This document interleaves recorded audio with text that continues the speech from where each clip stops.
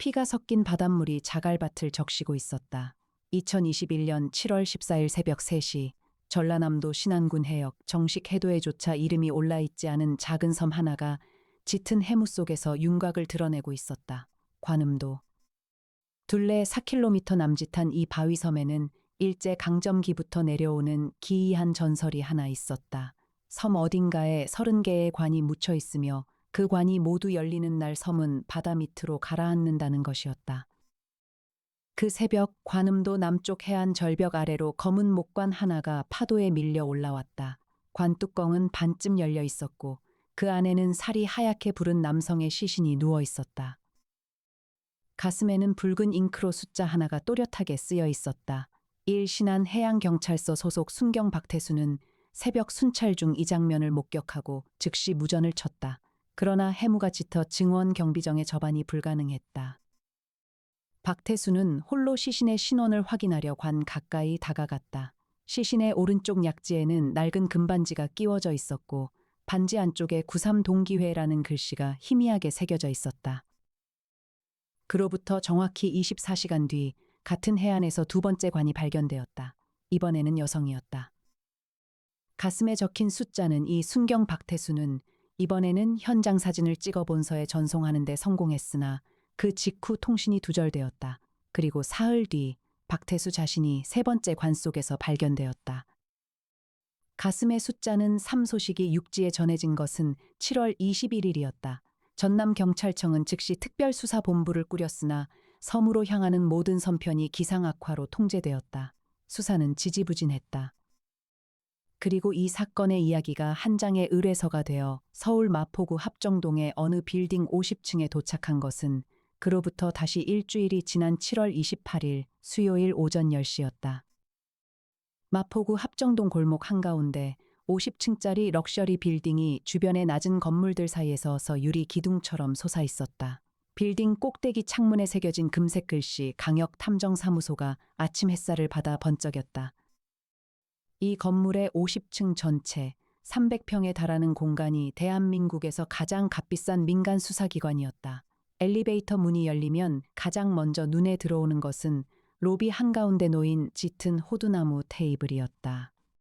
그 위에 놓인 싱글 오리진 커피의 향이 층 전체에 은은하게 퍼져 있었고 좌우로 유리벽을 사이에 두고 첨단 실험실과 드론 경납고가 보였다. 실험실 안에서는 40대의 온우한 인상을 가진 남자, 송태풍 박사가 모니터 세대를 번갈아 보며 무언가를 분석하고 있었고 그 옆에서 30대 중반의 초미인 나정이가 시약병을 정리하며 조용히 보조하고 있었다. 그리고 로비 맞은편 바닥부터 천장까지 통유리로 된 창 앞에 한 남자가 서 있었다. 검게 그을린 얼굴, 짧게 깎은 머리, 한쪽 눈썹을 가로지르는 옅은 흉터, 185cm의 키에 75kg의 다부진 몸. 처음 보는 사람이라면 은퇴한 권투 선수로 오해할 법한 남자, 강혁이었다. 42. 서울지방경찰청 강력계에서 16년을 보낸 베테랑 형사 출신. 무술 유단자이자 권총 특등사수, 5개 국어에 능통한 사나이가 형사직을 내려놓고 탐정이 된 지도 이제 3년이 되어가고 있었다. 아버지가 남긴 1,000억 원대의 유산으로 어떤 사건이든 의뢰비에 구애받지 않고 맡을 수 있었지만 그가 탐정을 하는 이유는 돈이 아니었다. 세상에는 하룻밤 사이에 모든 것을 잃고 무너진 사람들이 너무 많았고 강혁은 그들의 뒤를 끝까지 따라가 주고 싶었다. 탐정님 의뢰서 도착했습니다. 뒤에서 맑은 목소리가 들렸다. 강혁이 돌아서자 훤칠한 키에 둥근 안경을 쓰고 머리를 단정하게 묶은 여자가 태블릿을 들고 서 있었다. 이애나, 29, 국립과학수사연구원 법화학과 출신의 분석화학 석사. 강혁이 직접 스카우트하여 사무소에 합류시킨 인물이었다. 부검실에서도 태연하게 김밥을 먹는 대범함의 소유자인 그녀는 이를 직업의식이 아니라 저혈당 예방이라 진지하게 말하는 엉뚱함과 철저함을 동시에 가진 사람이었다. 강혁은 이애나에게서 태블릿을 건네받으며 말했다. 애나 씨, 이건 어디서 온 겁니까? 전남경찰청 특수수사과에서 왔습니다. 암호화 채널로요. 직접 의뢰는 아니고 유족 측 변호사가 경찰 수사의 부진함에 지쳐서 저희에게 돌린 겁니다. 이해나가 태블릿 화면을 넘기며 설명했다. 관음도 연쇄살인 사건. 현재까지 확인된 피해자 5명. 모두 같은 방식으로 관에 넣어져 해안에 떠밀려 왔습니다. 강혁의 눈이 좁아졌다. 있는 것, 없는 것, 어색한 것. 형사 시절의 버릇이 자동으로 작동했다. 그는 태블릿에 첨부된 현장 사진을 확대했다. 시신의 가슴에 적힌 숫자들 1, 2, 3, 3, 4, 5 순서대로였다. 30개까지 갈 작정인 겁니까? 강혁이 낮게 중얼거렸다. 이해나가 안경을 밀어 올리며 말했다. 피해자 신원을 조회해봤습니다. 5명 모두 93년, 그러니까 1993년에 같은 대학교 같은 학과를 졸업한 동기입니다. 반지에 새겨진 93 동기회가 이를 뒷받침합니다. 해당 동기회 명부에는 총 30명이 등재되어 있습니다. 30명. 30개의 관, 강혁이 고개를 끄덕였다. 누군가가 그 동기회 전원을 죽이려 한다는 뜻이군요. 출발 준비는 이미 해두었습니다. 이해나가 태블릿을 접으며 담담하게 말했다. 목포행 KTX 2좌석, 오후 1시 30분 서울역 출발. 목포에서 전세 쾌속정 한 척 예약 완료. 도착 예정 시각은 오후 6시입니다. 드론 3대와 현장 분석 키트도 이미 탑재했습니다. 강혁은 이해나를 바라보며 입꼬리를 올렸다. 항상 한 발 빠른 여자였다. 역시 애나 씨는 빈틈이 없어요. 이해나는 아무런 표정 변화 없이 고개를 살짝 숙였다. 직업입니다, 탐정님. 하지만 그녀가 돌아서는 순간 입술 한쪽이 아주 미세하게 올라갔다가 내려온 것을 강혁은 보지 못했다. 목포항에서 전세 쾌속정에 오르기 전 강혁은 한 통의 전화를 걸었다. 상대는 형인 강민혁, 검찰청 고위 간부였다. 형 나야, 혀가 무슨 일이냐. 목소리가 긴장돼 있는데. 관음도 사건 알지? 그거 내가 맡게 됐어. 전화 너머에서 잠시 침묵이 흘렀다. 강민혁의 목소리가 낮아졌다. 그 섬은 보통 섬이 아니야. 일제강점기 때 강제징용 노동자들의 집단 매장지였고 해방 이후에는 모 재벌가의 사유지로 넘어갔다가 지금은 사실상 무인도야. 그런데 93년 동기회라. 혀가 내가 검찰 자료를 좀 뒤져볼게. 93년에 그 섬과 관련된 사건이 있었는지. 고마워 형. 빨리 좀 부탁해. 조심해라. 해상 사건은 증거 보전이 어려워. 그리고 혀가 바다에서는 내 추격 능력이 소용없어. 강혁은 웃었다. 걱정 마. 애나 씨가 옆에 있으니까. 강민혁의 목소리에 웃음기가 묻어났다. 그 말이 더 걱정되는 건 왜일까?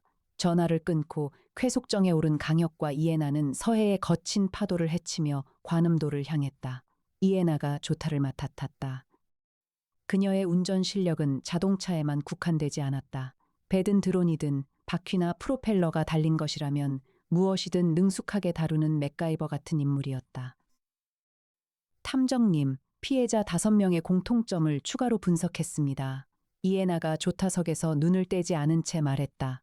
5명 모두 1993년 해양대학교 해양공학과 졸업생입니다. 졸업 후 대부분이 해운 관련 대기업에 취직했고 현재는 중역급 이상의 위치에 있는 인물들입니다. 해양대 93학번이면 강혁이 미간을 좁혔다. 그 시절 해양대에서 무슨 일이 있었는지가 핵심이겠군요. 이해나가 고개를 끄덕였다. 한 가지 더. 93년 이 학과의 졸업생은 원래 32명이었습니다. 그런데 동기회 명부에는 30명만 등재되어 있습니다. 2명이 빠져 있는 겁니다. 누가 빠져 있습니까? 한 명은 윤세라, 여성입니다. 졸업 직전인 1992년 12월 관음도 해역에서 실종되었습니다. 시신은 발견되지 않았습니다. 공식 기록은 해상사고사, 그리고 나머지 한 명은 조한님, 남성, 졸업 직후인 1993년 3월 방화 혐의로 체포되어 징역 20년을 선고받았습니다. 2013년 만기 출소. 이후 행적불명, 강혁의 눈빛이 날카롭게 빛났다. 실종된 여자와 감옥에 간 남자. 그리고 나머지 30명이 그 사이에 뭔가를 알고 있거나 혹은 뭔가를 했다는 얘기군요. 쾌속정이 관음도의 외곽에 접근하자 해무가 짙어졌다. 섬의 윤곽은 보이지 않았고 짠내 나는 바람만이 얼굴을 때렸다. 강혁은 배전에 서서 보이지 않는 섬을 응시했다. 형사 시절의 직감이 말하고 있었다. 이 사건은 단순한 복수극이 아니다. 30년 전의 비밀이 바다 밑에서 올라오고 있다고. 7월 28일 오후 6시 45분, 쾌속정이 관음도의 유일한 선착장에 접안했다. 선착장이라 부르기도 민망한 콘크리트가 부서진 낡은 부두였다. 강혁이 먼저 뛰어내려 밧줄을 묶었고 이에나가 장비 가방을 어깨에 메고 뒤따랐다. 섬은 기이할 정도로 조용했다. 갈매기 울음소리도 파도소리도 해무에 흡수되어 먼 곳의 것처럼 들렸다. 부두 위에는 노란 경찰 테이프가 바람에 찢겨 너덜거리고 있었고 그 너머로 이끼 낀 돌계단이 섬 위쪽으로 이어져 있었다. 경찰 인력은 철수한 모양입니다. 이에나가 주위를 살피며 말했다. 보고서에 따르면 기상 악화와 추가 피해 우려로 수사 인력이 모두 육지로 복귀했습니다. 강혁은 돌계단 옆바위에 쪼그려 앉아 무언가를 살폈다. 애나 씨, 여기 봐요. 바위 표면에 하얀 분필 같은 것으로 그려진 표시가 있었다. 원안에 십자가, 그리고 그 아래 로마 숫자로 6이 적혀 있었다. 6번째를 예고하는 건가요? 이에나의 목소리는 여전히 차분했지만 안경 너머의 눈이 날카롭게 빛났다. 예고가 아니라 초대장일 수도 있어요. 강혁이 일어서며 말했다. 이 표시는 오래되지 않았어요. 분필 가루가 아직 습기를 덜 먹었어요. 24시간 이내. 그때 이에나의 허리춤에서 진동음이 울렸다. 위성 전화였다. 일반 이동통신이 잡히지 않는 해상에서의 유일한 통신 수단이었다. 그녀가 전화를 받자 송태풍 박사의 목소리가 들려왔다. 이 연구원 긴급 결과 나왔어요. 시신에서 채취한 붉은 잉크 성분 분석 완료입니다. 일반 잉크가 아닙니다. 인혈을 합성 안료에 혼합한 겁니다. 그리고 그 혈액형이 모든 시신에서 동일합니다. A형 RH 음성. 이에나의 눈이 미세하게 떨렸다. A형 RH 음성은 한국인 중 0.1%도 안 되는 극히 희귀한 혈액형입니다. 맞아요. 그리고 한 가지 더. 송태풍 박사의 목소리가 낮아졌다.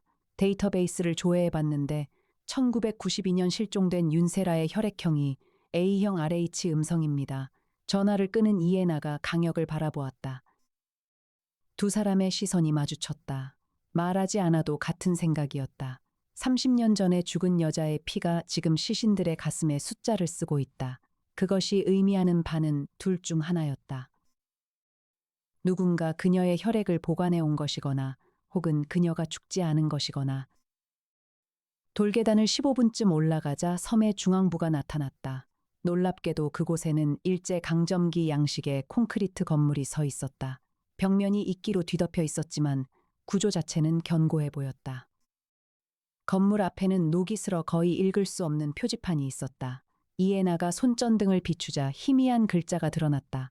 관음도 수산시험소, 소화 18년, 소화 18년이면 1943년입니다. 이에나가 말했다.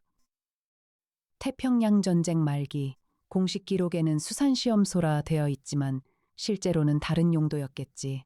강혁이 건물 입구에 무거운 철문을 밀었다. 녹슨 경첩이 비명을 질렀다. 내부는 예상보다 넓었다. 긴 복도가 직선으로 뻗어 있었고 양쪽에 작은 방들이 줄지어 있었다. 복도 끝에는 아래로 내려가는 계단이 있었다.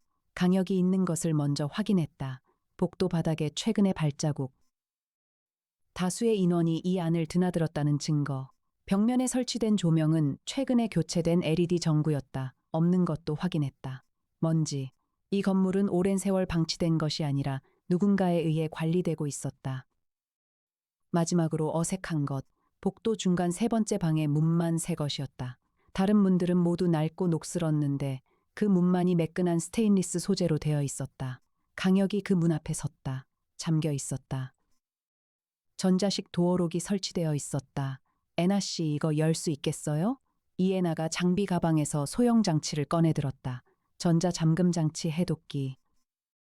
그녀가 장치를 도어록에 댔자 30초도 안 되어 짧은 전자음과 함께 잠금이 해제되었다. 문이 열리자 두 사람은 동시에 숨을 멈추었다. 방 안에는 관이 있었다. 25개의 검은 목관이 벽면을 따라 정렬되어 있었다. 각 관 위에는 사진 한 장과 이름이 부착되어 있었다. 그리고 그중 5개의 관에는 붉은색 X 표시가 그어져 있었다. 이미 실행이 완료된 것이다. 나머지 25명의 처형 계획이로군요. 강혁의 목소리가 얼음처럼 차갑게 가라앉았다. 이에나가 관 위의 사진들을 하나씩 촬영하며 말했다. 탐정님, 이것 좀 보세요. 관에 순서가 매겨져 있습니다.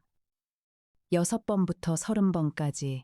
그런데 6번 관의 사진, 이 사람은 그녀가 태블릿으로 동기회 명부를 불러왔다. 정우식, 현재 한국해양산업 대표이사입니다. 주소지는 부산. 6번이 다음 표적이라면 정우식은 지금 당장 위험에 처해 있다는 뜻이에요. 강혁이 돌아섰다. 송 박사에게 연락해서 정우식의 현재 위치를 추적하게 해요. 그리고 나머지 명단도 전부 신변 보호 요청을 넣어야 합니다. 이에나가 이미 위성 전화를 들고 있었다. 항상 한 발 빠른 여자. 그런데 그때 복도 끝 계단 아래에서 소리가 들렸다. 쇠사슬이 끌리는 듯한 무겁고 느린 금소금.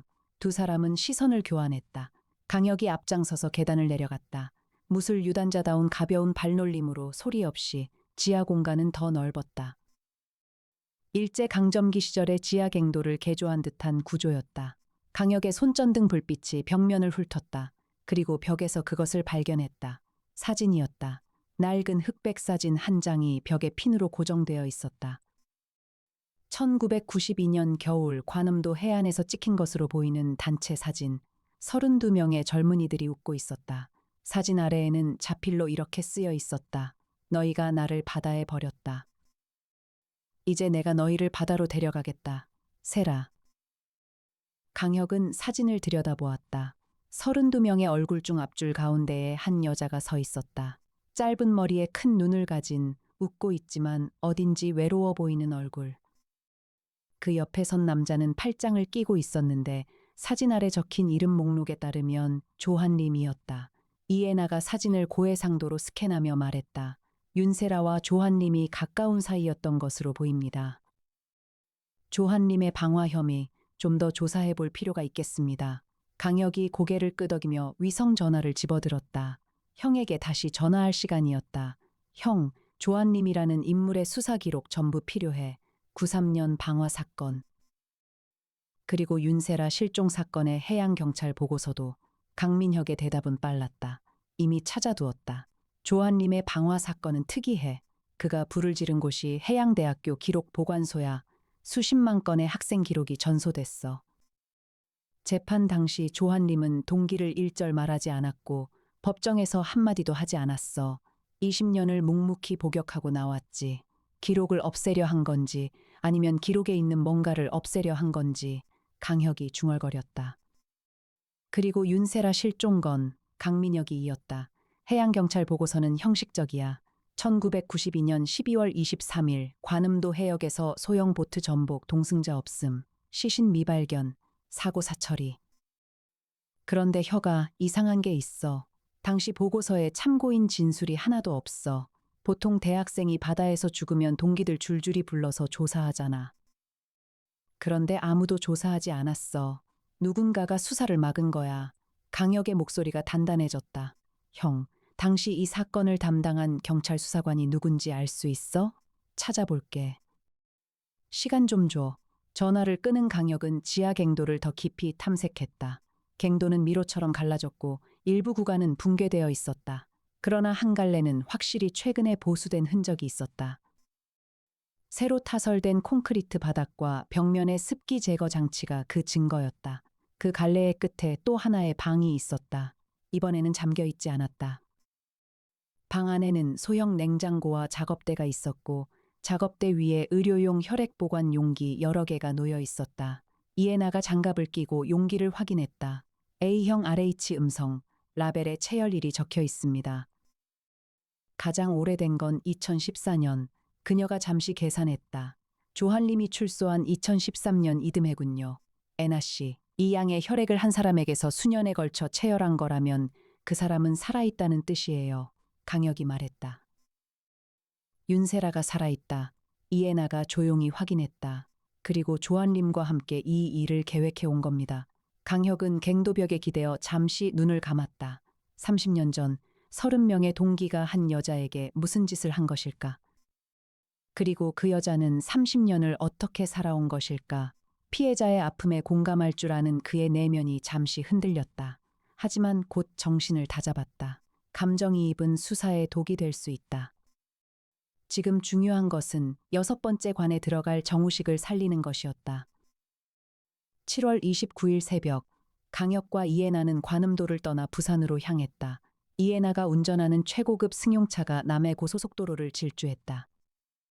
그녀의 운전은 빠르되 정확했고 카브마다 원심력을 완벽하게 계산한 각도로 핸들을 돌렸다. 차 안에서 강혁은 송태풍 박사로부터 전송받은 자료를 검토하고 있었다. 나정희가 밤새 정리한 동기회 30명의 프로필이었다. 흥미로운 사실이 드러났다. 30명 중 대다수가 현재 해운, 수산, 해양 관련 대기업의 고위직에 있었다. 그리고 그들 모두가 하나의 비공식 투자 클럽, 포세이돈 클럽의 멤버였다.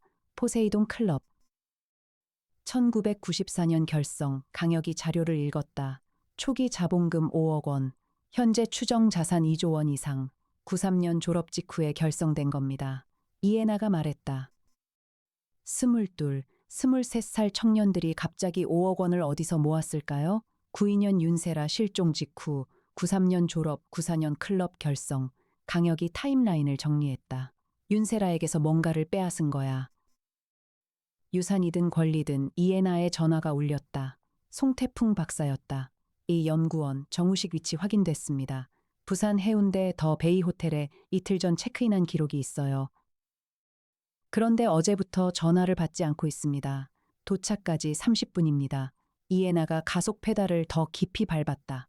해운대 더 베이 호텔 23층. 강혁이 프론트에서 상황을 설명하고 마스터 카드키를 받아 문을 열었다. 방 안에는 아무도 없었다. 그러나 침대 위에 하얀 봉투 하나가 놓여 있었다. 봉투 겉면에 강혁 탐정에게라고 적혀 있었다. 강혁의 눈이 좁아졌다. 자신이 올 것을 알고 있었다. 봉투를 열었다. 안에는 단 한 장의 종이가 있었다.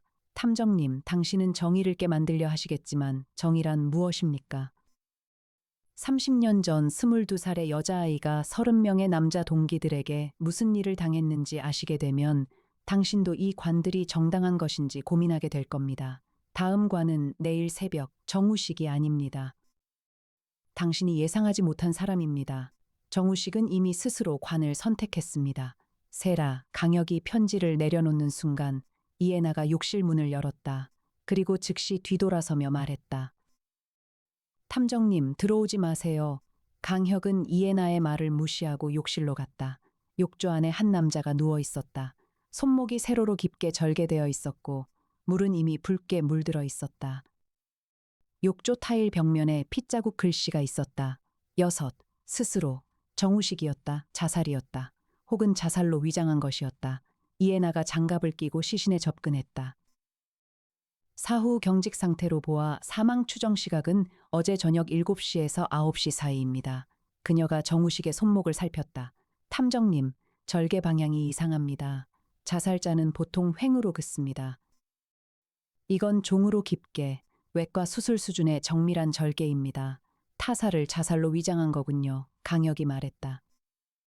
하지만 편지에는 스스로 관을 선택했다고 적혀 있었어요. 심리적 압박으로 자살을 유도했을 가능성도 있습니다. 이해나가 말했다. 과거의 죄를 폭로하겠다고 협박하면 사회적 지위가 높은 사람일수록 자살을 선택할 수 있습니다. 강혁은 욕실을 나와 객실하시 살폈다. 있는 것 없는 것, 어색한 것 있는 것, 편지, 시신, 정리된 짐. 없는 것, 정우식의 휴대전화, 어색한 것, 객실 금고가 열려 있다. 금고 안에는 아무것도 없다. 그러나 금고 내벽에 희미한 긁힌 자국이 있다. 무언가가 급하게 꺼내진 흔적. 정우식이 무언가를 가져왔고 범인은 그것을 가져갔어요. 강혁이 말했다.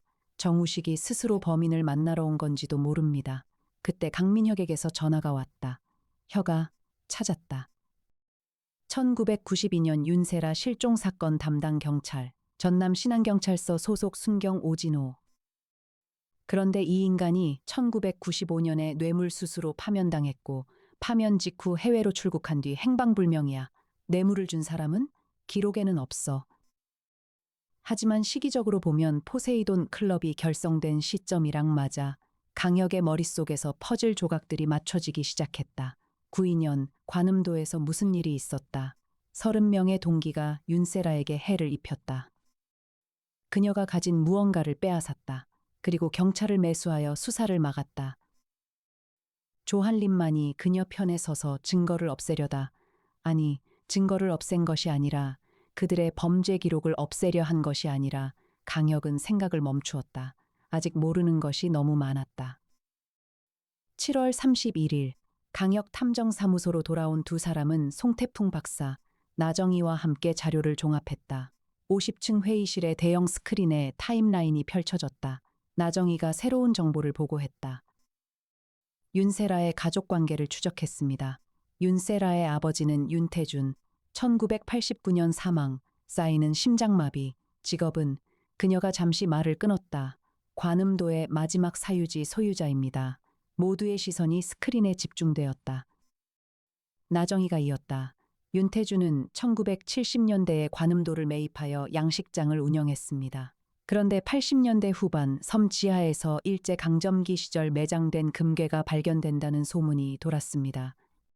공식 확인은 된 적 없습니다만 강혁이 손가락으로 턱을 두드렸다. 윤태준이 89년에 죽고 유일한 상속인 윤세라가 섬의 소유권을 물려받는다. 세라는 해양대에 진학한다. 그리고 92년 세라가 실종된 뒤 섬의 소유권은 어떻게 되었지? 송태풍 박사가 등기부 자료를 띄웠다. 실종 선고 후 7년이 지난 1999년 사망 간주 처리되었고 소유권은 무주지로 분류되었다가 2000년에 법인에 매각되었습니다. 매수 법인명은 포세이돈 해양개발 주식회사. 회의실에 침묵이 내려앉았다. 그러니까 강혁이 천천히 말했다. 30명의 동기가 22살 여학생의 섬을 빼앗기 위해 그녀를 죽이려 했고 그 섬에서 금괴든 뭐든 꺼내어 포세이돈 클럽의 초기 자본으로 삼은 거야. 이에나가 안경을 벗어 닦으며 말했다. 그런데 윤세라는 죽지 않았습니다. 누군가가 그녀를 구했습니다. 조한림이겠죠. 조한림은 방화로 20년을 살았어요. 강혁이 말했다. 그가 불태운 건 대학 기록이 아니라 포세이돈 클럽이 세라의 서명을 위조한 증거였을 수도 있어요. 세라를 위해 증거를 없앤 게 아니라 놈들의 증거 위조를 없앤 거지. 증거가 없으면 소유권 이전이 무효가 될 수 있으니까요. 이에나가 고개를 끄덕였다. 그때 강혁의 전화가 울렸다. 모르는 번호, 강혁이 받았다. 강혁 탐정, 여자의 목소리였다. 낮고 건조하지만 그 안에 30년의 세월이 응축된 듯한 깊은 피로가 묻어 있었다. 나는 윤세라입니다. 강혁은 놀라지 않았다. 아니, 놀라지 않은 척했다. 기다리고 있었습니다. 알고 있었겠지요. 내가 살아있다는 것을. 윤세라의 목소리가 미세하게 떨렸다. 나는 당신을 막으려는 것이 아닙니다. 다만 진실을 알아주길 바랄 뿐입니다. 진실을 말씀해 주시겠습니까? 긴 침묵이 흘렀다. 그리고 윤세라가 말했다. 1992년 12월 23일. 그날은 동기회 MT였습니다. 관음도에서. 내 섬에서 그녀의 숨소리가 거칠어졌다. 그들은 나를 지하갱도에 가두었습니다. 사흘 동안 30명이 돌아가며 나를, 그리고 마지막 날 보트에 태워 바다 한가운데 버렸습니다. 의식이 없는 상태로 강혁은 입술을 깨물었다. 형사 시절 한 가족의 평생이 단 하룻밤 만에 사라지는 잔인한 진실을 가장 견디기 힘들어했던 그였다. 지금 이 여자의 이야기는 그보다 더한 것이었다. 조한림만이 가담하지 않았습니다. 윤세라가 이었다. 그가 나를 찾았습니다. 바다에서. 내가 의식을 되찾았을 때 나는 목포의 한 병원에 있었고 조한림이 옆에 앉아 있었습니다. 그는 나에게 선택지를 주었습니다. 고발하거나 사라지거나. 사라지는 쪽을 선택하셨군요. 22살이었습니다. 30명을 상대로 싸울 힘이 없었습니다. 그리고 경찰은 이미 그들 편이었습니다. 세라의 목소리가 잠시 끊겼다. 나는 30년을 기다렸습니다. 조한림은 20년을 감옥에서 보내며 기다렸습니다. 우리는 그들이 부유해지고 사회적으로 존경받게 되기를 기다렸습니다. 그래야 떨어질 때 더 아프니까요. 강혁은 한동안 말이 없었다. 그리고 낮은 목소리로 물었다. 당신이 직접 손을 쓴 겁니까? 그 5명을. 아닙니다. 세라가 대답했다. 나는 편지를 보냈을 뿐입니다. 각자에게 그날 밤의 일을 상세히 적은 편지를. 그리고 증거, 녹음 테이프, 일기, 병원 기록을 동봉했습니다. 5명은 모두 자살이었습니다. 진짜로 정우식도 마찬가지입니다. 그들은 자신의 과거를 견디지 못한 겁니다. 하지만 관에 넣어 바다에 띄운 것은 조한님의 작업입니다. 시신을 수습하여 관에 넣고 바다에 보낸 것은 그가 했습니다. 그것이 우리의 의식이었습니다. 그들이 나를 바다에 버린 것처럼 그들도 바다로 돌려보내는 것. 강혁은 잠시 생각했다. 그리고 물었다. 숫자는요? 가슴에 쓴 숫자는 무슨 의미입니까? 순서입니다. 그날 밤 나를 찾아온 순서. 세라의 목소리에 처음으로 감정의 파동이 일었다. 나는 30개의 얼굴을 모두 기억합니다. 순서까지. 전화가 끊겼다. 강혁은 전화기를 내려놓고 한참을 창밖을 바라보았다. 합정동의 밤이 빌딩 너머로 깊어져 가고 있었다. 이에나가 커피를 2잔 가져왔다. 한 잔을 강혁의 책상 위에 놓으며 말했다. 다 들었습니다. 스피커폰이었으니까요. 강혁이 고개를 들어 그녀를 보았다. 애나 씨는 어떻게 생각해요? 이에나는 자기 자리에 앉아 커피를 한 모금 마시며 말했다. 법적으로는 명확합니다. 시신을 무단으로 수습하여 바다에 유기한 것은 범죄입니다. 자살을 유도한 것이 인과관계가 입증되면 살인죄 적용도 가능합니다. 하지만 30년 전의 범죄에 대한 공소시효는 이미 만료되었습니다. 그들은 법적으로는 이미 무죄입니다. 그렇다면 윤세라에게 남은 정의란 무엇이었을까요? 이에나가 안경 너머로 강혁을 바라보았다. 저는 그녀의 방법이 옳다고 말하는 게 아닙니다. 다만 법이 보호하지 못한 사람이 선택할 수 있는 길이 얼마나 좁은지를 생각합니다. 강혁은 커피를 들어 한 모금 마셨다. 쓴맛이 목을 타고 내려갔다. 나는 범인을 잡는 것을 넘어서 사건 이후 사람들이 어떻게 살아남는가를 생각하는 탐정이 되고 싶었어요. 그런데 이 사건은 그 모든 게 뒤엉켜 있어요. 피해자가 가해자가 되고 가해자가 피해자가 되는. 이에나가 조용히 말했다. 그래서 탐정님이 필요한 거 아닐까요? 누군가는 이 엉킴을 풀어야 하니까요. 강혁은 이에나를 바라보았다. 둥근 안경 너머의 차분한 눈. 어떤 상황에서도 흔들리지 않는 여자. 그가 이 여자를 신뢰하는 이유이기도 하고 또 다른 감정이 존재하는 이유이기도 했다. 하지만 지금은 그 감정을 꺼낼 때가 아니었다. 나머지 20명을 보호해야 해요. 강혁이 일어섰다. 그들이 과거에 무슨 짓을 했든 지금 죽어가는 것을 막는 게 먼저야. 그리고 동시에 30년 전의 진실을 세상에 알려야 해요. 윤세라에게도 이미 죽은 사람들에게도 그것만이 유일하게 의미 있는 결말이에요. 8월 2일 강혁은 조한님의 행적을 추적했다. 2013년 출소 이후 그는 전남 완도에서 소형 어선을 등록한 기록이 있었다. 어선 이름은 세라호 등록 주소지를 찾아간 강혁과 이에나가 발견한 것은 빈집이었다. 하지만 집안에서 결정적인 단서가 나왔다. 벽면 가득 붙어 있는 사진과 메모, 30명 각각의 현재 주소, 직장, 가족관계, 일과 패턴이 빼곡히 적혀 있었다. 20년간의 감시 기록이었다. 출소 이후 8년 동안 조한님은 오직 이 일만을 위해 살아온 것이다. 이에나가 사진 한 장을 가리켰다. 탐정님, 이거 보세요. 이건 최근 사진입니다. 사진 속에는 조한림으로 보이는 남자와 윤세라로 보이는 여자가 함께 서 있었다. 배경은 관음도의 선착장이었다. 사진 뒷면에 날짜가 적혀 있었다.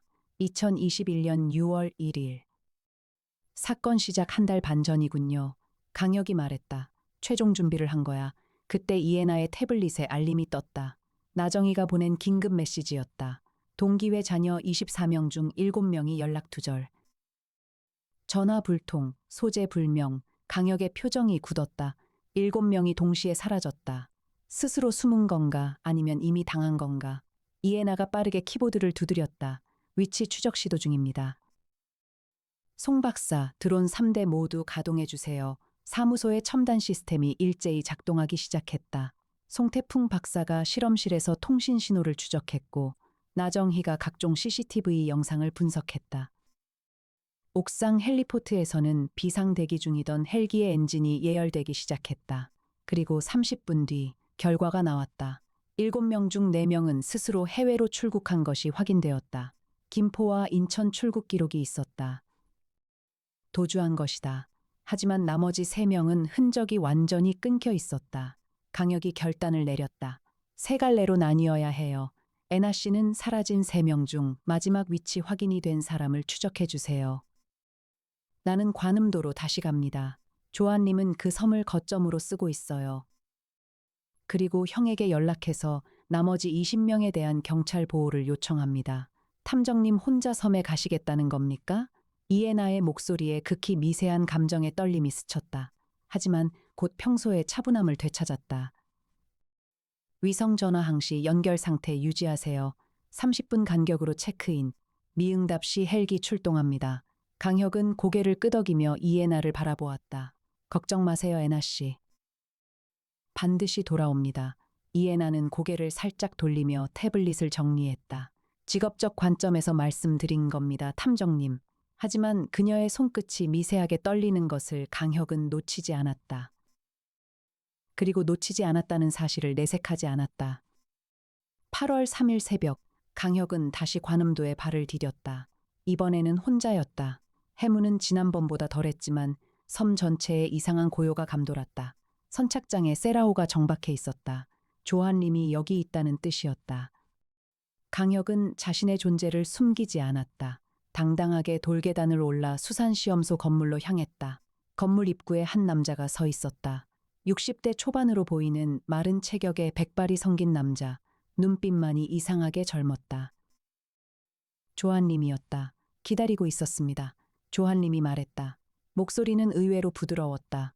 세라가 전화해 티로이다고 했습니다. 강혁은 조한님과 3미터 거리를 두고 멈춰섰다. 무술 유단자의 본능으로 상대의 체격과 자세를 읽었다. 조한님은 무장하지 않은 듯 보였다. 두 손을 가볍게 늘어뜨리고 있었고 위협적인 기색은 없었다. 조한림 씨, 사라진 3명은 어디 있습니까? 강혁이 단도직입적으로 물었다. 조한님이 천천히 고개를 저었다. 나는 시신을 수습했을 뿐입니다. 산 사람에게 손을 댄 적은 없습니다. 사라진 3명은 나도 모릅니다. 그렇다면 누가? 조한림의 입가에 쓸쓸한 미소가 떠올랐다. 강탐정, 30명 중에는 서로를 두려워하는 자들도 있습니다. 비밀이 발각될까봐 동료의 입을 막으려는 자들이요. 지금 그들 사이에서 벌어지고 있는 건 우리의 복수가 아니라 그들 스스로의 공멸입니다. 강혁의 눈이 좁아졌다. 동기회 내부에서 서로를 죽이고 있다는 뜻입니까? 자살한 5명의 편지가 유족에게 전달되었을 겁니다. 조한림이 말했다. 유족들은 왜 자살했는지 알게 됩니다. 그리고 살아남은 자들은 다음이 자기 차례일지 모른다는 공포 속에서 서로를 의심합니다. 누가 배신할지, 누가 먼저 자백할지. 강혁은 조한림의 말을 곱씹었다. 있는 것, 없는 것, 어색한 것. 조한림의 말에서 있는 것은 명백한 논리였다. 없는 것은 분노였다. 20년을 감옥에서 보내고 8년을 준비한 남자치고 너무 담담했다. 어색한 것은 그의 왼손이 미세하게 떨리고 있다는 것이었다. 분노가 아니라 다른 무언가, 병인가. 조한림 씨, 강혁이 말했다. 당신은 이 일을 끝내고 나서 어떻게 할 생각입니까? 조한림이 먼 바다를 바라보았다. 나는 이미 끝난 사람입니다, 탐정. 가난 말기. 3개월이라 했습니다. 그가 다시 강혁을 보았다. 세라는 다릅니다. 그녀는 아직 살아야 할 날이 남아 있습니다. 내가 모든 책임을 지겠습니다. 시신 유기, 자살 방조, 무엇이든 세라는 편지를 보냈을 뿐입니다. 그것은 범죄가 아닙니다. 강혁은 한참을 침묵했다. 그리고 말했다. 3명이 동기회 내부의 자중질환으로 죽고 있다면 그건 당신이나 윤세라의 의도가 아니라 하더라도 당신들이 촉발한 결과입니다. 조한님이 고개를 끄덕였다. 맞습니다. 그래서 당신을 기다린 겁니다. 나는 이제 멈추고 싶습니다. 하지만 그들 사이의 내전은 내가 멈출 수 있는 게 아닙니다. 누가 누구를 죽이려 하는지 알고 있습니까? 추측은 있습니다. 조한림이 건물 안으로 들어가며 손짓했다. 들어오십시오. 보여드릴 것이 있습니다.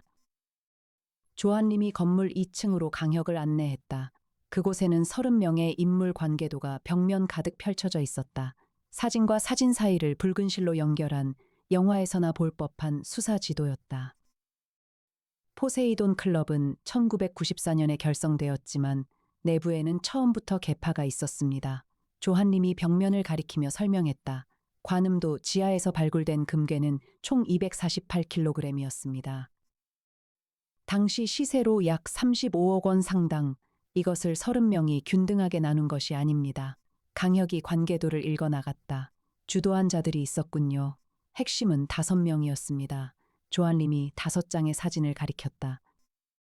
이 5이 80%를 가져갔습니다. 나머지 25명은 각자 0.8%씩 그가 잠시 멈추었다.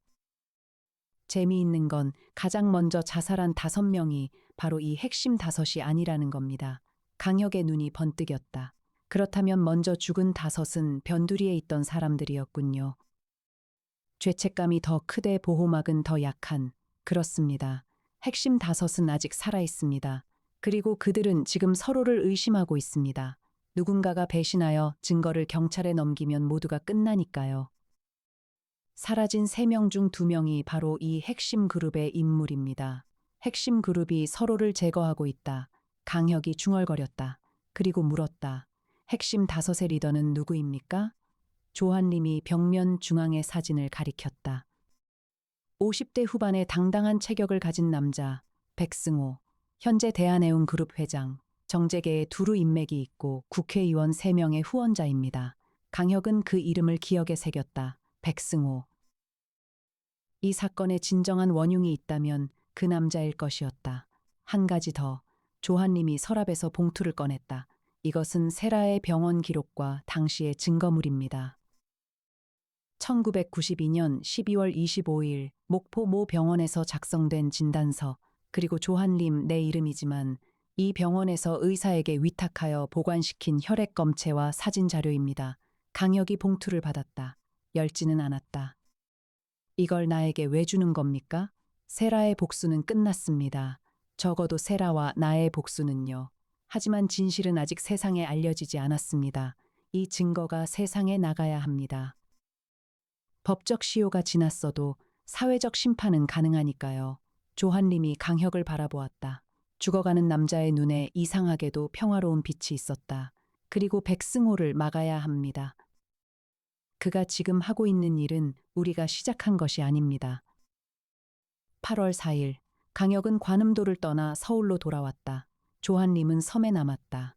그의 상태로는 멀리 이동할 수도 없었고 그 자신도 그것을 원하지 않았다. 사무소에 도착한 강혁에게 이해나가 보고했다. 사라진 3명 중 1명을 찾았습니다. 그녀의 표정이 어두웠다. 김해 부근 폐공장에서 발견되었습니다.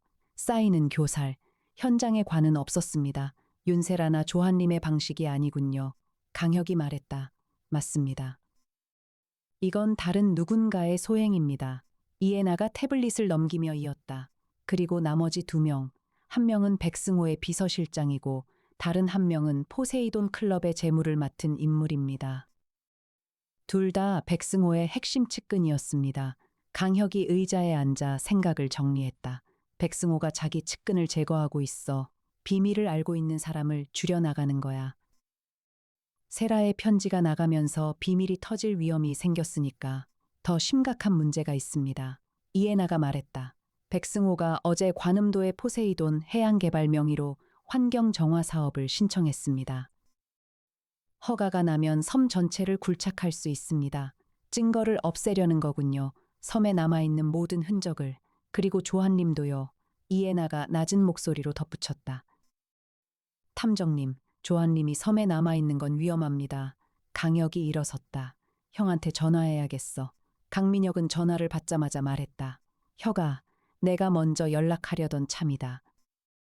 백승호라는 인간, 검찰에서도 예전부터 감시하고 있었어. 탈세와 불법 로비 혐의. 그런데 증거가 부족해서 손을 못 대고 있었지. 네가 가진 그 증거물, 그게 돌파구가 될 수 있어. 형, 백승호가 증인들을 제거하고 있어.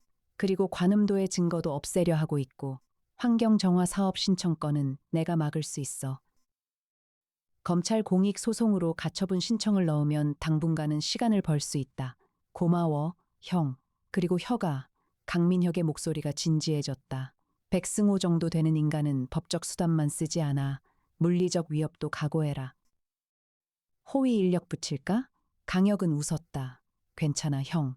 나한테는 애나 씨가 있잖아. 전화 너머에서 강민혁의 실소가 들렸다. 그래, 그 여자분이면 경호원 10명보다 나을 거다. 8월 5일 오후 강역 탐정사무소에 예고 없는 방문객이 찾아왔다. 엘리베이터 문이 열리고 양복 차림의 남자 3명이 들어섰다. 가운데 선 남자는 50대 후반, 회색 정장에 은색 넥타이 핀, 완벽하게 뒤로 넘긴 머리. 백승호였다. 나정희가 프론트에서 막으려 했지만 백승호가 부드러운 미소를 지으며 말했다. 강혁 탐정에게 전해주시오. 백승호가 왔다고. 강혁은 집무실에서 나와 백승호를 맞았다. 두 남자가 로비 한가운데서 마주섰다. 백승호의 양쪽에 선 남자들은 명백히 보디가드였다. 강혁의 시야 한쪽에서 이에나가 실험실 문에 기대어 서 있는 것이 보였다. 그녀의 오른손이 장비 벨트 위에 가볍게 얹혀 있었다. 강혁 탐정, 백승호가 먼저 입을 열었다. 목소리는 부드러웠지만 눈은 웃고 있지 않았다. 소문은 들었습니다. 유능하시다고. 그래서 직접 찾아왔습니다. 무슨 용건이시죠? 강혁의 목소리는 평탄했다. 관음도 사건을 조사하고 계시다는 것을 알고 있습니다. 백승호가 주변을 둘러보며 말했다. 사무소의 규모와 시설에 잠시 놀란 눈빛을 보였지만 곧 감추었다. 그런데 이 사건은 단순한 연쇄 자살 사건입니다. 경찰도 이미 그렇게 결론을 내리고 있고요. 탐정께서 공연히 개입하시면 관계자들이 불필요한 고통을 받게 됩니다. 관계자라 함은 동기회 멤버들 말씀이시죠? 강혁이 물었다. 그렇습니다. 그들의 유족, 현재 재직 중인 기업들, 수많은 직원과 가족들. 하나의 사건이 터지면 연쇄적으로 피해를 입는 사람들이 있습니다. 백승호가 강혁에게 한 걸음 다가섰다. 탐정, 이 사건에서 손을 떼시지요. 정당한 보수를 드리겠습니다. 강혁은 미동도 하지 않았다. 얼마를 생각하고 계십니까? 백승호가 미소를 지었다. 50억, 로비에 잠시 정적이 흘렀다. 그리고 강혁이 웃었다. 소리 없는 웃음이었다. 백승호 씨, 강혁이 말했다. 당신이 이 사무소를 돌아봤다면 알겠지만 나는 돈에 움직이는 사람이 아닙니다. 그리고 한 가지 말씀드리자면 나는 이미 당신이 측근을 제거하고 있다는 사실을 알고 있습니다. 백승호의 미소가 굳었다. 불과 0.3초. 그러나 강혁은 그 변화를 놓치지 않았다. 무슨 근거로 그런 터무니없는 말씀을 하시는지 백승호가 평정을 되찾으며 말했다. 김해 폐공장에서 발견된 시신, 당신의 비서실장입니다. 현장에서 당신 회사 차량의 블랙박스 영상이 확보되었습니다. 강혁은 블러핑이었다. 아직 그런 증거는 없었다. 하지만 상대의 반응을 보기 위한 것이었다. 백승호의 눈동자가 좌측 하방으로 움직였다. 회상의 눈동자. 그가 그 사건을 알고 있다는 반증이었다. 강 탐정, 백승호의 목소리에서 부드러움이 빠졌다. 당신이 아무리 유능해도 세상에는 건드리면 안 되는 것들이 있습니다. 위협이시라면 더 구체적으로 해주시지요. 강혁이 말했다. 백승호가 뒤돌아섰다. 후회하시게 될 겁니다. 그가 엘리베이터로 향했다. 보디가드 2명이 뒤따랐다. 엘리베이터 문이 닫히기 직전 백승호가 뒤돌아보며 말했다. 시간은 내 편입니다, 탐정. 문이 닫히자 이에나가 다가왔다. 녹음은 완료했습니다. 그녀가 손안에 초소형 녹음기를 보여주었다. 그리고 보디가드 2명의 얼굴 스캔도 끝났습니다. 인물 대조 중입니다. 강혁이 이에나를 보며 말했다. 역시 빈틈이 없어요, 에나 씨. 이에나가 안경을 밀어 올리며 대답했다. 직업입니다, 탐정님. 8월 6일에서 9일까지 사흘간 강혁팀은 총력전을 벌였다. 이에나가 보디가드의 신원을 추적한 결과 2명 모두 전과 이력이 있는 전직 조직 폭력배 출신이었습니다. 현재 백승호 회장의 사설 경호업체 소속으로 등록되어 있었지만 해당 업체의 실소유주는 다시 백승호 본인이었습니다. 송태풍 박사는 김해 폐공장 현장의 CCTV를 해킹하는 데 성공했습니다. 폐공장 인근 편의점 외부 카메라에 범행 추정 시각인 8월 2일 새벽 2시경 검은색 대형 SUV 한 대가 폐공장 방면으로 진입하는 영상이 잡혔습니다. 차량 번호판은 위조된 것이었지만 나정희가 차량의 모델과 외형적 특징을 대조하여 백승호 소유의 법인 차량 중 하나와 일치함을 확인했습니다. 물증이 쌓이고 있습니다. 이에나가 분석 결과를 정리하며 말했습니다. 하지만 아직 결정적인 한 방이 부족합니다. 직접적으로 백승호의 지시를 입증할 증거가 필요합니다. 강혁이 팔짱을 끼고 생각에 잠겼습니다. 핵심 5명 중 백승호를 제외한 4명, 그중 2명이 이미 사라졌어. 한 명은 시신으로 발견됐고 한 명은 아직 행방불명이야. 나머지 2명은 이해나가 확인했습니다. 최도현, 현 인천항만공사 사장, 경호를 강화하고 자택에 머물고 있습니다. 그리고 박재형, 전 국회의원. 현재 연락 두절 사흘째입니다. 박재형, 강혁이 이름을 되뇌었습니다. 전 국회의원이면 정치적 보호막이 있었을 텐데 그런 인간조차 연락이 안 된다. 도주한 건지 제거된 건지 한 가지 가설이 있습니다. 이해나가 안경을 벗어 닦으며 말했습니다. 그녀가 이 동작을 할 때는 깊이 생각하고 있다는 신호였습니다. 박재영이 백승호를 배신하려 한 것은 아닐까요? 세라의 편지를 받고 자백과 사법 거래를 시도한 것이라면 백승호는 그것을 알고 박재영을 먼저 처리한 거고요. 강혁의 눈이 빛났습니다. 그렇다면 박재영이 남긴 증거가 어딘가에 있을 수 있어요. 자백서든 녹취록이든. 배신을 준비한 사람이라면 보험용 증거를 만들어 놓았을 겁니다. 박재형의 가족 관계를 조사해 보겠습니다. 이해나가 태블릿을 두드렸습니다. 변호사와 접촉한 이력이 있다면 추적 가능합니다. 그날 밤 나정희의 조사 결과가 나왔습니다. 박재형은 8월 2일 서울 서초구의 한 로펌에 방문한 기록이 있었습니다. 해당 로펌의 파트너 변호사는 전직 검사 출신의 형사 전문 변호사였습니다. 그리고 그 변호사의 이름을 확인한 순간 강혁은 형에게 즉시 전화를 걸었습니다. 형, 박재형이 접촉한 변호사가 정태호야. 강민혁의 목소리가 높아졌습니다. 정태호? 우리 검찰 출신 정태호? 맞아. 형 동기잖아. 그래, 내가 직접 연락해 볼게. 정태호라면 신뢰할 수 있어. 박재영이 그에게 뭔가를 맡겼다면 의뢰인 비밀 유지 원칙 때문에 쉽게 내놓진 않겠지만 상황이 상황인 만큼 형, 박재영이 이미 죽었을 가능성이 높아. 의뢰인이 사망하면 비밀 유지 의무의 범위가 달라져. 알겠다. 내일 아침에 정태호를 만나겠다. 8월 10일 강민혁이 변호사 정태호와 접촉한 결과 놀라운 사실이 밝혀졌습니다. 박재영은 정태호에게 영상 파일 하나를 맡기고 갔습니다. 영상은 2021년 7월 21일에 촬영된 것으로 백승호의 자택 서재에서 핵심 5명이 모여 대화를 나누는 장면이었습니다. 박재형이 몰래 촬영한 것이었습니다. 영상 속에서 백승호는 이렇게 말했습니다. 세라의 편지가 돌고 있다. 입단속을 해야 한다. 변두리 놈들이 먼저 무너지겠지만 그건 상관없어. 문제는 우리 5 중 누군가가 흔들리는 거다. 만약 누구라도 경찰에 접촉하면 백승호가 목을 긋는 신용을 했습니다. 이해하지? 영상은 2분 32초였습니다. 짧지만 파괴력은 핵폭탄급이었습니다. 살인 공모의 직접 증거. 그리고 30년 전 사건에 대한 은폐 합의의 증거. 강민혁이 이 영상을 확보한 즉시 검찰은 백승호에 대한 긴급 체포영장을 청구했습니다. 살인 교사, 살인 공모, 증거 인멸, 범인 도피 방조, 혐의는 산더미였습니다. 그러나 백승호도 가만히 당하고 있지는 않았습니다. 8월 12일 새벽 3시 강혁 탐정사무소. 강혁은 50층 집무실에서 자료를 검토하다가 잠이 들었습니다. 이해나는 실험실에서 증거물 분석을 마치고 소파에서 가면을 뒤집어 쓴 채 잠깐 눈을 붙이고 있었습니다. 건물 보안 시스템에 이상 징후가 포착된 것은 새벽 3시 12분이었습니다. 1층 로비의 CCTV가 동시에 꺼졌습니다. 송태풍 박사가 설치한 보안 AI가 즉시 경보를 울렸습니다. 이해나가 가장 먼저 깨어났습니다.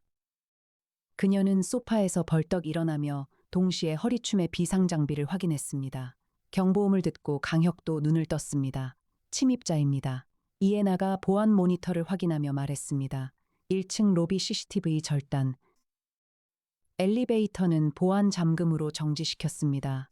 비상계단으로 올라오고 있을 겁니다. 강혁이 일어서며 목을 풀었습니다. 몇 명이야? 열화상 드론으로 확인 중입니다. 이해나가 태블릿을 조작하자 건물 외벽을 순찰하던 소형 드론의 영상이 떴습니다. 5, 아니 6명. 비상계단을 분산하여 올라오고 있습니다. 무장 상태는 확인 불가. 경찰 신고는 이미 넣었습니다. 도착 예상 시간 12분. 강혁은 잠깐 계산했습니다. 50층까지 계단으로 올라오려면 체력 좋은 사람도 20분 이상 걸립니다. 하지만 상대가 어디까지 올라와 있는지 모릅니다. 옥상 헬리포트로 가요. 강혁이 결정했습니다. 여기서 싸울 필요 없어요. 증거물만 챙기면 됩니다. 이미 핵심 증거는 클라우드에 3중 백업되어 있습니다. 이에나가 말했습니다. 물리적 증거물은 금고에 있습니다. 강혁이 금고를 열어 조한님에게 받은 봉투와 박재형의 영상이 담긴 외장 하드를 꺼냈습니다. 이에나가 이미 비상 배낭을 메고 있었습니다. 그때 47층 비상계단 문에서 폭발음이 울렸습니다. 침입자들이 잠금 장치를 폭파한 것이었습니다. 3층이면 2분도 안 걸립니다. 뛰어요. 강혁이 소리쳤습니다. 두 사람은 내부 계단을 통해 옥상으로 향했습니다. 이에나가 앞서 달리며 옥상 문의 잠금을 해제했습니다. 밖으로 나서자 새벽에 찬 바람이 얼굴을 때렸습니다. 헬리포트에 대기 중이던 헬기가 보였습니다. 이에나가 조종석에 올라타며 계기판을 확인했습니다. 엔진 시동 30초 필요합니다. 강혁이 옥상 입구를 경계했습니다. 20초 후 문이 박차고 열리며 검은 복면의 남자 3명이 뛰쳐나왔습니다. 손에 쇠파이프와 전기 충격기를 들고 있었습니다. 강혁은 움직였습니다. 16년간 강력계에서 단련된 몸, 무술 유단자의 반사신경이 발동했습니다. 첫 번째 남자가 쇠파이프를 내리치는 것을 왼팔로 흘려 막으며 동시에 오른 주먹으로 명치를 가격했습니다. 남자가 구부러지며 파이프를 놓쳤습니다. 두 번째 남자가 전기 충격기를 들이밀었습니다. 강혁은 옆으로 한 발 빠지며 상대의 팔목을 잡아 비틀었습니다. 관절이 꺾이는 소리와 함께 충격기가 바닥에 떨어졌습니다. 세 번째 남자는 뒤로 물러서며 무전기에 대고 소리쳤습니다. 옥상이다. 헬기 있다. 헬기의 로터가 회전하기 시작했습니다. 이에나의 목소리가 울렸습니다. 타세요, 탐정님. 강혁은 쓰러진 두 남자 위를 뛰어넘어 헬기에 올라탔습니다. 이에나가 즉시 이륙했습니다. 헬기가 옥상을 떠나는 순간 추가로 올라온 3명이 더 보였습니다. 그중 한 명이 무언가를 들어 올렸습니다. 총이었습니다. 엎드려요. 이에나가 소리치며 동시에 헬기를 급기동시켰습니다. 탕하는 소리가 울렸고 헬기 동체 어딘가에서 금소금이 났습니다. 하지만 이에나의 조종은 흔들리지 않았습니다. 합정동의 빌딩 숲 사이로 헬기가 급강하하며 사라졌습니다. 맞았나요? 강혁이 물었습니다. 이에나가 계기판을 확인했습니다. 꼬리 날개 외판에 경미한 손상.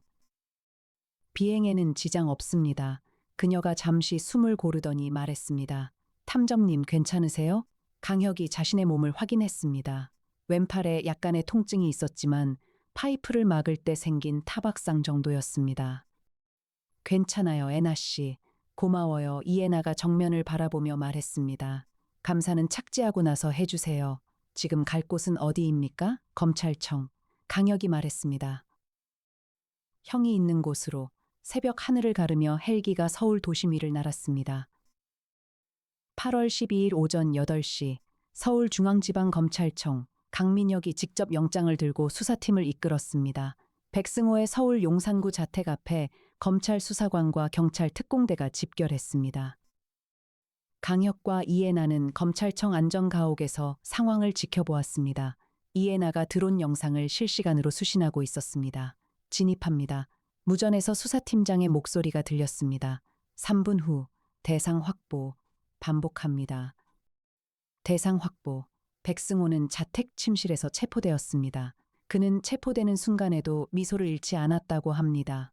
변호사를 부르시오. 그것이 그의 첫마디이자 이후 수사 과정에서도 유일하게 반복한 말이었습니다. 하지만 증거는 이미 압도적이었습니다. 박재형의 영상, 김해 폐공장의 CCTV 영상, 강혁 사무소 습격의 배후 지시 증거, 체포된 침입자들 중 2명이 자백, 그리고 조한님과 윤세라의 증언. 여기에 생존한 동기회원 중 12명이 자진 출두하여 30년 전의 사건을 증언했습니다. 백승호는 살인교사, 감금, 폭행, 집단 성범죄 증거인멸, 뇌물 공여 등 20여 개 혐의로 기소되었습니다. 공소시효가 만료된 30년 전의 범죄에 대해서는 형사처벌이 불가능했지만 최근의 살인교사와 증거인멸은 시효 내였습니다. 재판은 2021년 11월에 시작되어 이듬해까지 이어졌습니다.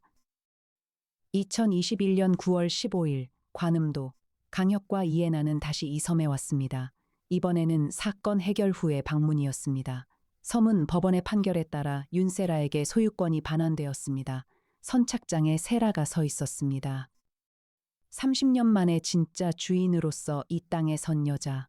옆에는 휠체어에 앉은 조한림이 있었습니다. 그의 상태는 눈에 띄게 나빠져 있었지만 표정만은 평온했습니다. 강 탐정님, 세라가 다가와 손을 내밀었습니다. 감사합니다. 강혁이 그 손을 잡았습니다. 제가 한 건 많지 않습니다. 진실을 세상에 알린 건 당신 자신이에요. 세라가 고개를 저었습니다. 아닙니다. 당신이 아니었으면 나는 복수에 갇혀 평생을 보냈을 겁니다. 당신이 출구를 보여주었어요. 조한님이 휠체어에서 강혁을 올려다보며 말했습니다. 탐정 고맙습니다. 세라를 부탁한다고 했었지요. 약속을 지켜주셨습니다. 강혁은 조한님에게도 손을 내밀었습니다. 두 남자의 악수는 짧지만 단단했습니다. 돌아가는 배 위에서 이해나가 난간에 기대어 멀어져가는 관음도를 바라보고 있었습니다. 강혁이 옆에 나란히 섰습니다. 둘 사이에 잠시 말이 없었습니다. 바다 바람만이 두 사람의 머리카락을 흩날렸습니다. 탐정님, 이해나가 먼저 입을 열었습니다. 이번 사건 어떻게 느끼세요? 강혁은 잠시 생각했습니다. 단순히 범인을 잡는 것으로 끝나는 사건이 아니었어요. 30년간 죽은 채로 살아야 했던 여자, 20년을 감옥에서 보낸 남자, 그리고 죄를 짊어지고 살다가 결국 무너진 사람들. 이 사건 이후에도 모두의 삶은 계속되어 어떻게 살아남을 것인가. 그것이 진짜 문제이지요. 이해나는 고개를 끄덕였습니다. 그리고 아주 작은 목소리로 말했습니다. 저는 탐정님 옆에서 그것을 지켜보는 일이 좋습니다. 강혁이 고개를 돌려 이해나를 보았습니다. 이해나는 바다를 바라보고 있었습니다. 둥근 안경에 햇빛이 반사되어 그녀의 눈을 읽을 수 없었습니다. 하지만 그녀의 귀 끝이 붉게 물든 것을 강혁은 보았습니다. 강혁은 미소를 지었습니다. 부드럽고 따뜻한 그의 내면에서만 볼 수 있는 미소였습니다. 나도요, 애나 씨. 이해나의 어깨가 아주 미세하게 떨렸습니다. 하지만 그녀는 고개를 돌리지 않았습니다. 대신 난간을 잡은 손에 아주 조금 힘이 들어갔다가 풀렸습니다. 두 사람은 그렇게 나란히 서서 가을빛 바다를 건넜습니다. 이 사건은 이후 관음도 사건으로 알려져 대한민국 사회에 큰 충격을 주었습니다. 집단 범죄의 은폐, 공소시효의 한계, 피해자의 자력 구제와 복수의 도덕적 경계에 대한 사회적 논쟁이 수년간 이어졌습니다. 윤세라는 관음도에 일제강점기 강제징용 희생자와 자신의 이야기를 기리는 추모관을 세웠습니다. 조한림은 2022년 2월 세라의 곁에서 눈을 감았습니다. 그의 유언은 단 한마디였습니다. 세라, 이제 살아. 백승호는 무기징역을 선고받았습니다. 나머지 동기회원 중 다수는 민사배상과 사회적 비난 속에서 새로운 삶을 시작해야 했습니다. 강혁 탐정사무소는 이 사건 이후에도 변함없이 합정동 50층에서 세상에 잃어버린 것들을 찾아 나서고 있습니다.